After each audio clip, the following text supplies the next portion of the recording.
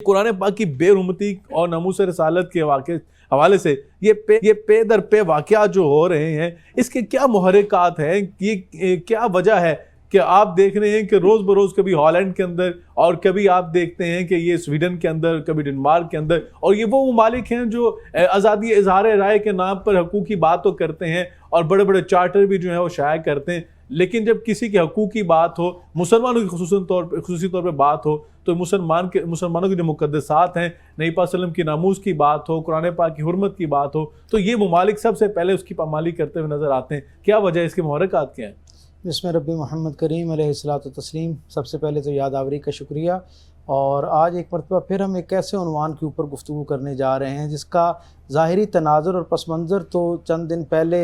ईद उल अज़हा के मौके पर स्वीडन के अंदर किया जाने वाला एक मज़मूम वाक़या है, लेकिन मैं ये समझता हूँ कि ये एक ऐसे वाक़यात की सीरीज़ है जिसकी तारीख़ ख़ुद इतनी ही पुरानी है जितनी ख़ुद इस्लाम की तारीख़ पुरानी है। यानी रोज़े अव्वल से, जिस दिन से इस्लाम आया, उस दिन से ही कुछ बदबख्त हर ज़माने के अंदर ऐसे रहे जिन्होंने इस दीन की निस्बत से इसके साथ जुड़े हुए लोगों के दिलों को किसी दर्जे पे ज़ख्मी करने के हवाले से, उनके जज्बात को मजरूह करने के हवाले से इस तरह की हरकतें जो हैं वो उनसे होती रही हैं। अब सोचने का अमल ये है कि हालिया ये जो सदी है इसके अंदर, और कुछ अगर हम तारीख़ देखें तो 9/11 के बाद बिलउमूम और पिछले 5-7 बरस में बिलखुसूस ये वाक़यात बहुत तवातुर के साथ हो रहे हैं, और इससे एक दर्जा आगे जाके इसके तजिए पे हम तक ये एहसास मुंतकिल होता है कि स्कैंडिनेवियन कंट्रीज़ जो ज़ाहिरी तौर पर दुनिया भर के अंदर अपने आप को तमाम मज़ाहिब के लिए यकसां ताज़ीम का इलाका कहते हैं, और जो ये कहते हैं कि हमारा शहरी जब हमारी शहरियत इख्तियार करता है तो हम उसे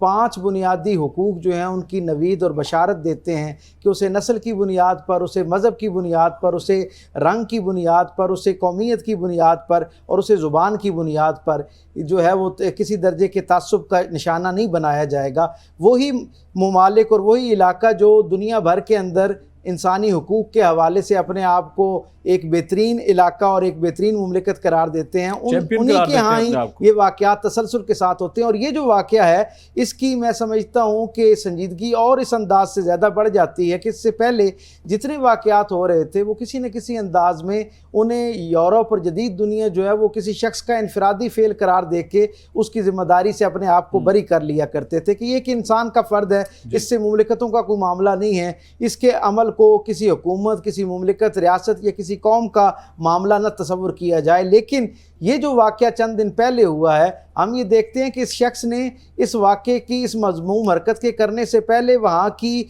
जो लीगल प्रोसेस था उसको फॉलो किया, उसे मुकम्मल किया और बाकायदा कानूनी तौर पर इजाज़त हासिल की। और वहाँ की न सिर्फ ये कि हुकूमत ने एक दर्जे पे, बल्कि उससे एक दर्जा आगे जाके वहाँ की जो अदालत थी उसने उसे इंसानी हुकूक के नाम पर इस तरह की कभी हरकत की इजाज़त दी और फिर वो किया गया। मैं समझता हूँ अब इस वाक़े के बाद वो जो जदीद दुनिया है जो उर्फ़ आम में अपने आप को बहुत मुहज़्ज़ब और इंसान दोस्त समझती है और एहतराम आदमियत का अपने आप को एक मिसालिया करार देती है, मैं समझता हूँ कि उनके चेहरे से नकाब जो है वो उतरना शुरू हो गया है। और ये अमल आज खुद इस बात की निशानदेही करता है कि जिस तरह उस हुकूमत की तरफ से उसे इजाज़त दी गई और फिर इजाज़त 3 दिन पहले मिलती है, 3 दिन तक हुकूमत अगर चाहती, एक को गलत फैसला भी बिलफर्ज हो गया, अगर एक गलत इजाज़त भी दे दी गई है तो 3 दिन में हुकूमत गौर गौस करके इस फैसले को वापस ले सकती थी। मेरा ख्याल ये तो जब प्रेशर बहुत ज़्यादा बढ़ा है तो उसके बाद उनको जाके जो होश के नाखून जिसे हम कहते हैं वो लेने पड़े हैं। और मैं समझता हूँ कि अल्लाह करे कि वो ऐसे जो लोग हैं वो